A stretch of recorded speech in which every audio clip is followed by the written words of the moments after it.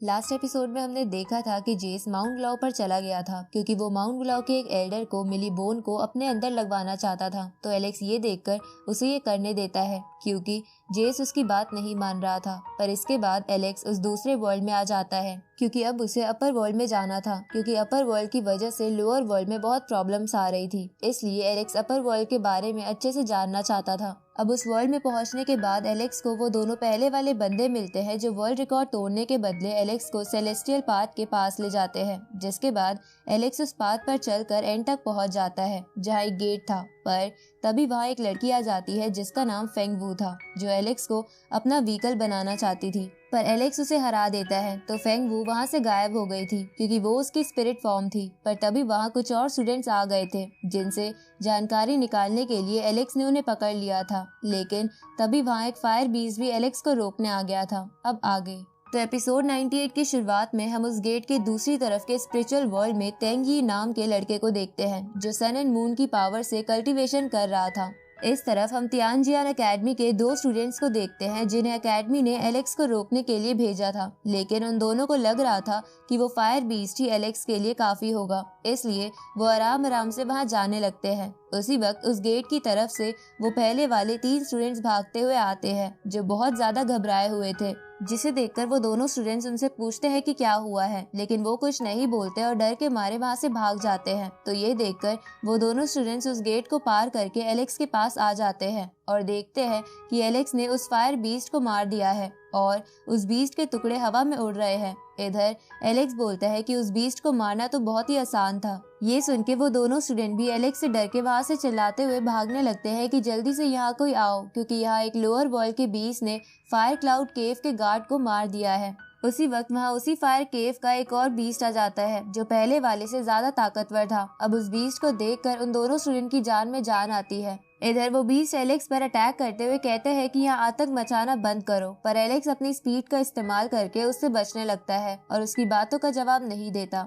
तभी वो beast Alex को पंच मारने की कोशिश करता है, पर एलेक्स उसे 2 उंगलियों से रोककर गेट के बाहर फेंक देता है, जिसे देखकर वो दोनों स्टूडेंट हैरान हो जाते हैं। उसी वक्त उस बीस्ट के ऊपर हीलिंग लाइट गिरने लगती है जिससे वो रिकवर होता है और उस हीलिंग लाइट डालने वाले बंदे को थैंक यू बोलता है। तभी वहाँ वो बंदा आ जाता है जिसका नाम जेन लुन था, जो खुद भी एलेक्स को रोकने के लिए ही आया था। अब जेन लुन एलेक्स के पास चला जाता है तो उसे देखकर वो दोनों स्टूडेंट्स कहते हैं कि जेन लुन हेवनली गॉड्स के नाम से भी जाना जाता है। ऊपर से हमने तो ये भी सुना है कि इसके पास इतना टैलेंट तो नहीं है, लेकिन ये बहुत ज्यादा स्ट्रॉन्ग है। साथ ही ये जेन गू का छोटा भाई है जिसे लोग स्पिरिट किंग कहते हैं। अब एलेक्स अपना फेक नाम बताते हुए जेन लुन से कहता है कि मुझे लग रहा है कि तुम एक ताकतवर अपोनेंट होगे। तभी जेन लुन उस पर अटैक कर देता है तो एलेक्स भी उसे रोकने की कोशिश करता है, जिसे देखकर वो बंदा कहता है कि तुम्हारी फिजिकल स्ट्रेंथ बहुत ज्यादा है और मैंने ऐसी स्ट्रेंथ बहुत कम ही देखी है। तभी एलेक्स उसे कहता है कि क्यों ना हम सिर्फ अपनी टेक्निक के इस्तेमाल से लड़ें, लेकिन जेन लुन इसके लिए नहीं मानता और एलेक्स को दूर फेंक देता है और फिर उसके साथ क्लोज कॉम्बैट फाइट करने की कोशिश करता है। लेकिन एलेक्स सिर्फ डिफेंस कर रहा था, अटैक नहीं, जिसे देखकर जेन लुन कहता है कि तुम लड़ क्यों नहीं रहे हो, मुझे पक्का पता है कि तुम्हारी पावर इससे कई ज्यादा है।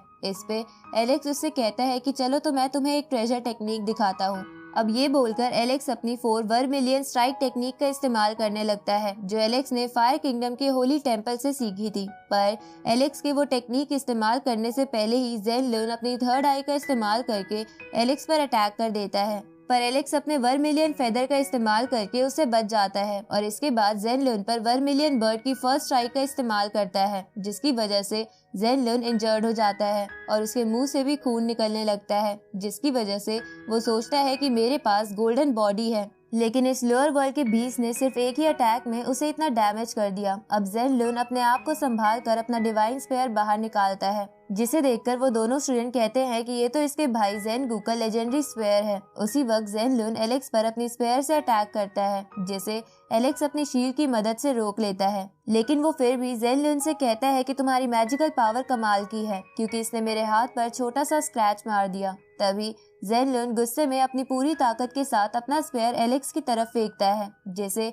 एलेक्स यिंग यांग टेक्निक से रोकने की कोशिश करता है, लेकिन वो इसमें कामयाब नहीं हो पा रहा था। इसलिए एलेक्स उस स्पेयर को अपने पंच के औरत से दूर फेंक देता है, जिससे जेन लुन और भी इंजर्ड हो जाता है, क्योंकि वो उस स्पेयर को अपनी पावर से कंट्रोल कर रहा था। इस तरफ हम उसी पहले वाले तेंग यी नाम के बंदे को देखते हैं जिसे एलेक्स की पावर का एहसास हो गया था, इसलिए वो अपनी टेलीपोर्टेशन प्रोसेस शुरू कर देता है। इस तरफ एलेक्स को अभी भी सही हालत में देखकर ज़ेन लुन बोलता है कि लोअर वर्ल्ड के कल्टीवेशन मेथड बहुत ही बेकार है, लेकिन फिर भी तुम इतने ताकतवर हो, जिसे देखकर मैं सच में हैरान हूँ। ये सुन के एलेक्स उससे कहता है कि तुम भी कम ताकतवर नहीं हो, तुम पहले इंसान हो जिसने मुझे इंजर्ड करा है। एलेक्स ऐसा इसलिए कहता है क्योंकि ज़ेन लुन के स्पेयर से एलेक्स के हाथ पर खरोच आ गई थी। अब ज़ेन लुन एलेक्स से कहता है कि नहीं, मैं एक लूजर हूँ और मैं अपनी हार मानता हूँ। उसी वक्त वो जगह बुरी तरह हिलने लगती है, जैसे कि वहाँ कोई भूकंप आया हो। तभी उस गेट से एक रोप जैसी चीज अंदर आ जाती है जो असल में तेंग यी था। अब तेंग यी को देखकर वो दोनों स्टूडेंट कहते हैं कि ये तो गोल्डन फ्लेम स्पीशीज का तेंग यी है। ये सुन के एलेक्स गोल्डन फ्लेम स्पीशीज के बारे में सोचने लगता है, तो ज़ेन लुन एलेक्स को बताता है कि ये एक ऐसी स्पीशीज है जो सोना और आग खाती है। ये सुन के एलेक्स को तेंग यी में इंटरेस्ट आने लगता है। तभी वो दोनों स्टूडेंट कहते हैं कि तेंग यी बहुत ज्यादा पावरफुल है, साथ ही इनकी स्पीशीज एंशिएंट टाइम के टॉप 10 स्पीशीज में से एक है। ऊपर से हमने तो ये भी सुना है कि इसके पूर्वज बहुत ज्यादा ताकतवर थे। साथ ही इनकी स्पीशीज की एक यूनिक बात है कि इसके पूर्वज में से कुछ लोग ट्री थे, कुछ जानवर थे और कुछ बर्ड्स, और तेंग यी इनकी ह्यूमन फॉर्म है। और तो और तेंग यी के पास डिवाइन रटन की बॉडी है, जिसकी वजह से ये इनकी स्पीशीज से बहुत ही कम उम्र में वेनरेबल लेवल पर पहुंच गया था। साथ ही इसने एक बार तो टॉप 10 सैक्रेड माउंटेन के सभी मास्टर्स को एक साथ मार दिया था। इस तरफ एलेक्स तेंग यी को बोलता है कि ये सच में बहुत ज्यादा ताकतवर लग रहा है। तभी तेंग यी एलेक्स से कहता है कि तुम लोअर वर्ल्ड के एक पापी हो और मैं तुम्हें यहाँ मारने आया हूँ। अब ये कहकर तेंग यी अपना अटैक तैयार करने लगता है, जिसे देखकर एलेक्स गॉड ल्यू का ग्रास ट्रेजर बाहर निकाल लेता है और उससे कहता है कि तुम जितने ताकतवर हो उतने गंदे भी हो। अब वो दोनों एक दूसरे पर अटैक करते हैं, लेकिन उन दोनों के अटैक लगभग बराबर ही थे, इसलिए उन्हें कुछ नहीं होता। जिसे देखकर तेंग यी बोलता है कि तुम मेरी सोच से ज्यादा ताकतवर हो, लेकिन इतने भी नहीं कि तुम मुझे हरा सको, इसलिए मुझे तुम्हें मारना ही होगा। अब ये बोल के तेंग यी अपनी मून सन डिवाइन सील बाहर निकाल लेता है, जिसे देखकर वो दोनों स्टूडेंट कहते हैं कि ये ट्रेजर टेक्निक बहुत ही पुरानी है, लेकिन ये एक लेजेंडरी टेक्निक है जिससे बचना बहुत ही मुश्किल है। उसी वक्त तेंग यी एलेक्स पर अपनी मून सील फेंकता है, जिसे एलेक्स अपनी वेल टेक्निक से डिस्ट्रॉय कर देता है। तो ये देखकर तेंग यी बहुत ही स्पीड में एलेक्स के पीछे आता है और सन सील की पावर अपने पंच में भर के उस पे फेंकता है। तो एलेक्स भी अपने पंच का इस्तेमाल करता है, जिससे वहाँ बहुत ज्यादा ऑरा निकलने लगता है, जिसे देखकर ज़ेन लुन कहता है कि ये दोनों सच में बहुत ज्यादा पावरफुल है। तभी एलेक्स थोड़ा पीछे खिसक जाता है, पर तेंग यी को कुछ भी नहीं होता। तभी तेंग यी एलेक्स से कहता है कि तुमने सच में मुझे इम्प्रेस कर दिया, क्योंकि आज तक इतने समय तक मेरे सामने कोई नहीं टिक पाया है। इसके बाद तेंग यी golden fire star mark seal बाहर निकालता है, जिसे देखकर ज़ेन लुन कहता है कि इसे इस्तेमाल करना तो बैन है, लेकिन ये फिर भी इसे इस्तेमाल कर रहा है। अब तेंग यी उस सील से एलेक्स पर लगातार फायर फीनिक्स स्पिरिट छोड़ने लगता है, जिसे देखकर ज़ेन लुन कहता है कि इस सील की पावर बहुत खतरनाक है।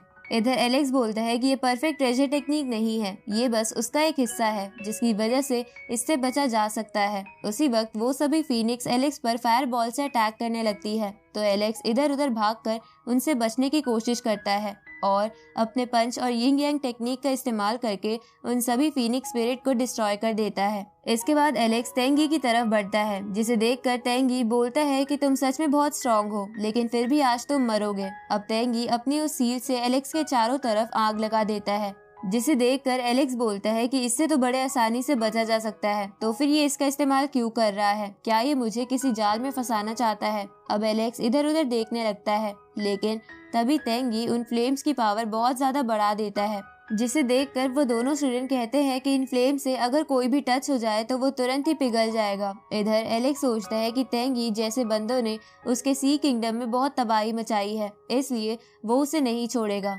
अब एलेक्स अपनी यिंग यांग टेक्निक का इस्तेमाल करके अपनी बॉडी पर एक नया कवच बना लेता है, जिससे उस पर फायर का कोई असर नहीं हो रहा था। ये देखकर तेंग यी अपनी फायर पावर और बढ़ा देता है, लेकिन अब भी इससे कुछ भी नहीं हो रहा था। उसी वक्त एलेक्स अपने ऑरा से वो आग बुझा देता है और तेंग यी की तरफ अटैक करने के लिए आगे बढ़ने लगता है, जिसे देखकर तेंग यी एलेक्स पर फिर से उसी सील वाले वाश का इस्तेमाल करता है, लेकिन एलेक्स उस वाश को डिस्ट्रॉय करके गॉड ल्यू के ट्रेजर से तेंग यी का गला काट देता है, जिसकी वजह से तेंग यी मरने लगता है। और इसी के साथ ये एपिसोड यही खत्म होता है।